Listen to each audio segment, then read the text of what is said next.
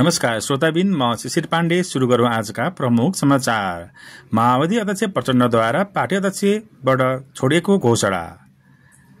नेकपा माओवादी केन्द्रका अध्यक्ष पुष्पकमल दाहाल प्रचण्डले केन्द्रीय कमिटिको बैठक भव्यताका साथ सम्पन्न भएको बताएका छन्। बैठकपछि बाहिरिने क्रममा सञ्चारकर्मीहरूसँग कुरा गर्दै उनले केन्द्रीय कमिटिको बैठक भव्यताका साथ सम्पन्न भएका छौं र अब म पार्टीको अध्यक्ष रहिन, महाधिवेशन आयोजक कमिटिको संयोजक मात्र रहेको छु। माओवादीले आज केन्द्रीय कमिटी भंग गरेर महाधिवेशन घोषणा गरेको छ। महाधिवेशन मक्सिरको अन्तिमसम्म गर्ने गरी अध्यक्षलाई संयोजक तोकिएको प्रवक्ता अग्निकुरा सापकोटाले बताएका छन्। माओवादी केन्द्रीय समिति भंग, सम्पत्ति छानबिन गर्न शक्तिशाली आयोग गठन गर्ने। नेकपा माओवादी केन्द्रले केन्द्रीय समिति भंग गरी अध्यक्ष पुष्पकमल दाहाल प्रचण्डको संयोजकत्वमा मक्सिरमा विशेष महाधिवेशन गर्ने निर्णय गरेको छ। शुक्रबार प्रज्ञा भवन कमलादीमा सम्पन्न भएको बैठकले विशेष महाधिवेशन गर्ने निर्णय गरेको हो।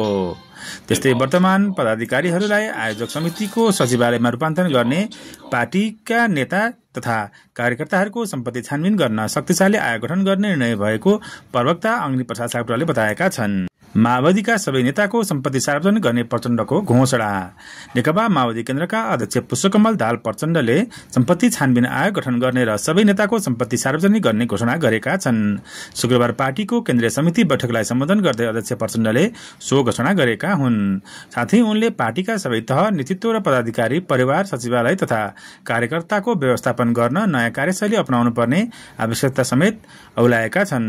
संगठनात्मक कार्यशैली मात्र होइन, व्यक्तिगत जीवनशैली र सांस्कृतिक अभ्यास समेत रूपान्तरण आवश्यक रहेको उनको भनाइ थियो। बैठकमा उनले नेताहरूको खानपान, लवाई खवाईदेखि जनतासँगको सम्बन्ध सरल र जनमुखी बनाउन के कस्ता कुराहरू गर्ने लिखित सुझाव पठाउन निर्देशन समेत दिएका छन्। जेनजीका नाममा पालिकादेखि सिंहदरबारसम्म जलाउनेमाथि छानबिन होस्, उपत्यका मेयर्स फोरम। काठमाडौँ उपत्यका फोरमले जेनजीको आन्दोलनको क्रममा आगजनी, तोडफोड तथा लुटपाटको घटनाको छानबिन गर्न सरकारको ध्यानाकर्षण गराएको छ। शुक्रबार काठमाडौँमा पत्रकार सम्मेलन गर्दै आन्दोलनको क्रममा भएको आगजनी तथा तोडफोडको घटनाको छानबिन गर्दै दोषीहरूमाथि कडाभन्दा कडा कारवाहीको माग गरेको छ। जेनजी पुस्ताले देशमा भ्रष्टाचार अन्त र सुशासन कायम हुनुपर्ने माग राख्दै भएको आन्दोलनमा घुसपेट भएको फोरमको निष्कर्ष रहेको काठमाडौँ उपत्यका मेयर्स फोरमका अध्यक्ष एवं ललितपुर महानगर प्रमुख चिरीबाबु महर्जनले जानकारी दिएका छन्। राजनीतिक प्रभावका आधारमा रोकेका मुद्दाहरू खोलिने। गृहमन्त्री अर्याल। गृहमन्त्री ओमप्रकाश अर्यालले राजनीतिक प्रभावका कारण रोकेका मुद्दाहरू ब्रेक थ्रू हुने दावी गरेका छन्। शुक्रबार बिहान प्रहरीको केन्द्रीय अनुसन्धान ब्युरोको निरीक्षण गर्दै मन्त्री अर्यालले सिआइबीका प्रमुख अतिरिक्त महानिरीक्षक एआइजी डाक्टर मनोज केसीलाई निर्देशन दिएको बताएको छ। विगतमा जे देख्नु भएको थियो, राजनीतिक कनेक्सनका आधारमा जे कुराहरू जोकिएका थिए, सबै कुराहरू अब खोलिनुपर्छ। कुनै राजनीतिक एजेन्डाका आधारमा, प्रभावका आधारमा रोकेका मुद्दाहरू अब क्रमिक रूपमा ब्रेक थ्रू मार्फत खोलिने जानकारी गराइयो। डेडिकेटेड र ट्रङ्क लाइनको बगौता रकम उठाउने प्राधिकरण सञ्चालक समितिको निर्णय। नेपाल विद्युत प्राधिकरण सञ्चालक समितिले डेडिकेटेड र ट्रङ्क लाइनको बगौता रकम उठाउने निर्णय गरेको छ। शुक्रबार बसेको समितिको बैठकले सो निर्णय गरेको हो। यसअघि नै पुराना नवकलन समितिबाट समेत उद्योगी व्यवसायीहरूको दाबी नपुग्ने निर्णय भइसकेको छ। सोही कारण पनि समितिले बगौता उठाउने निर्णय गरेको बैठकमा सहभागी एक सदस्यले बताएका छन्। अन्तरिम सरकार बनेपछि ऊर्जा, जलस्रोत तथा सिँचाइ मन्त्रालय सम्हालेका प्राधिकरणका पूर्व कार्यकारी निर्देशक कुलमान घिसिङले बगौता रकम असुल गर्ने पहिलो निर्णय गरेका थिए।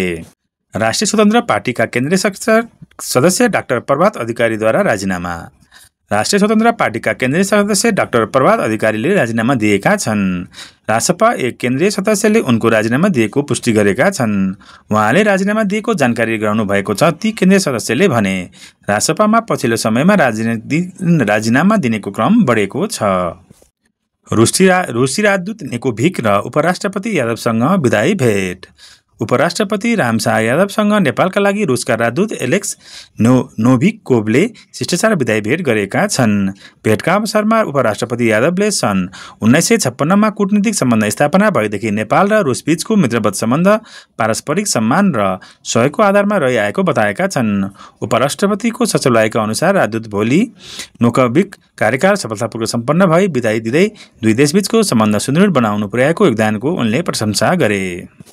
उपत्यका प्रहरी परिसर काठमाडौँलाई करिब 10 लाख रुपियाँ बराबरको सहयोग। गैर आवासीय नेपाली सङ्घ राष्ट्रिय समन्वय समिति चीनले नेपाल प्रहरीका उपत्यका प्रहरी परिसर काठमाडौँलाई करिब 10 लाख रुपियाँ बराबरका विभिन्न सामग्री सहयोग स्वरूप हस्तान्तरण गरेको छ।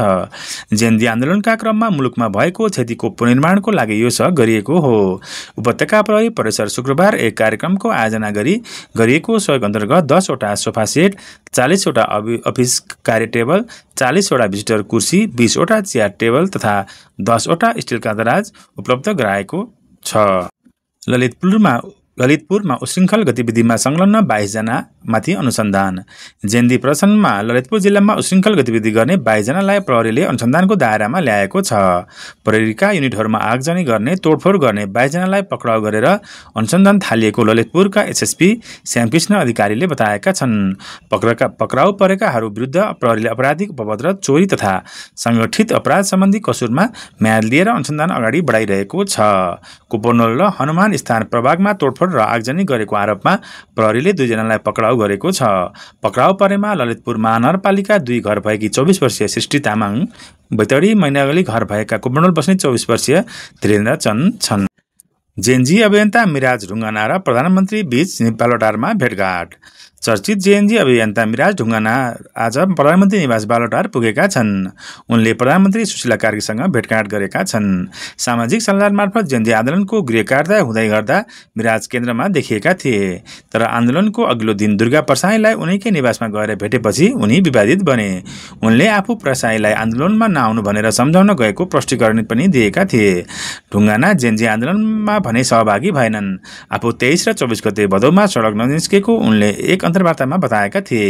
केही युवाहरूले आफू आएमा विरोध गर्ने थ्रेड दिएकाले नगएको उनको भनाइ थियो।